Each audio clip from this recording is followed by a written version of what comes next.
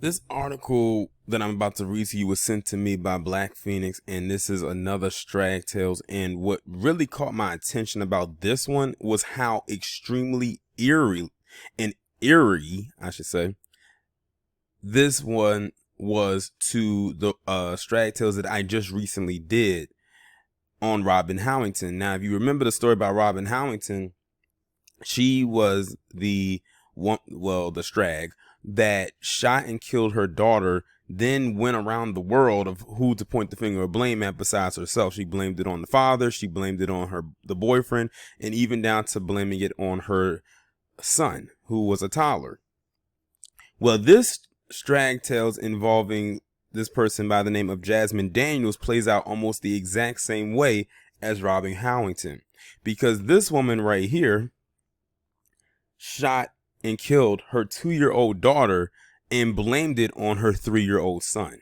That's why when I looked at it, I was like, no, it's no way that these two stories could come out in the same month and have literally like the same kind of storyline.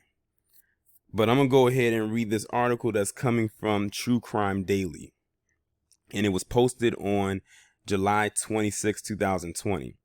Cash bond was set at $100,000 Sunday for a Milwaukee so-called mother charged with first-degree reckless homicide for the shooting death of her 2-year-old daughter on Tuesday, July 21st, near 105th and Daphne Streets. You want to know what else is eerie about the similarities of these two stories is that both of these women were both given a bond after they killed their children.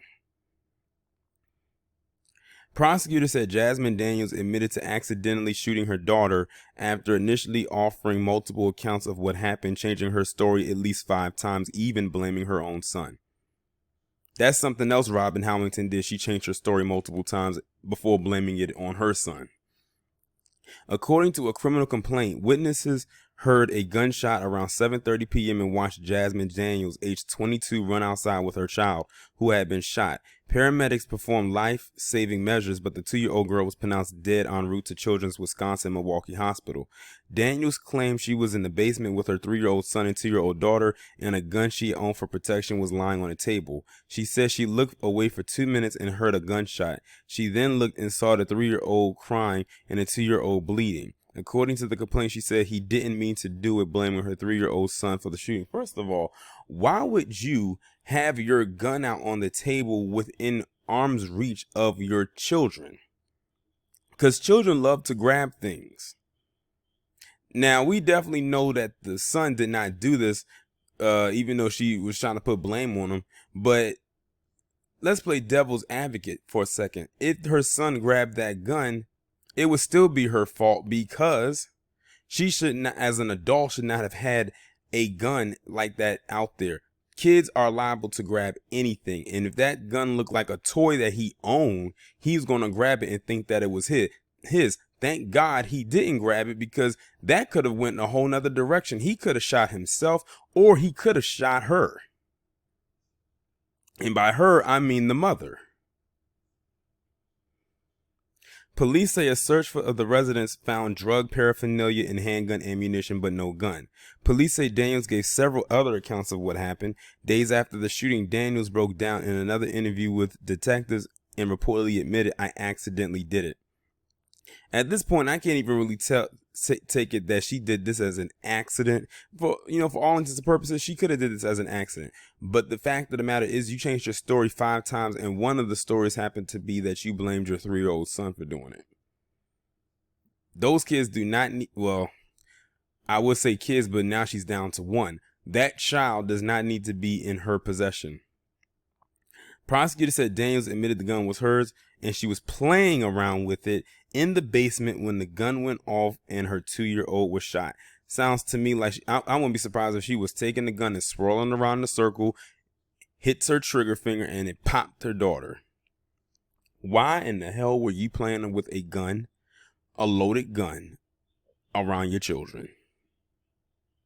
Now, I don't want to see anybody in the comment section trying to run I don't even say that. I'm trying to run defense for her. This woman knows exactly what she did, and she knows she was wrong. And it cost her her daughter's life, her 2-year-old daughter, her life. being an idiot. It's crazy. Her children had more sense than her to not play with a loaded gun. But here she is, how old is she? 22? And it said that her children were 3 and 2. So she started out being relatively a very young mother. She had her first child when, she had started in her teens. And you could just look at her in this mugshot and tell this woman don't know down from up. But I do feel bad in the sense that her daughter had to lose her life because her mother wanted to be a strag. A rather dangerous and reckless one at that. And I feel bad for her son that he has to have a liar for a mother who was going to pin this on him. But I'm glad that, it didn't play out that way at all. And she, in my opinion, does not need a bond.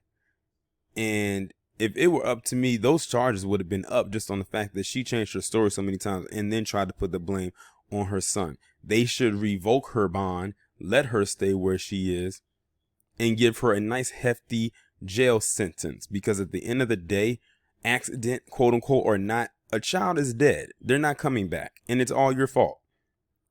And they need to make sure that that son of hers is in a better family living condition far away from her.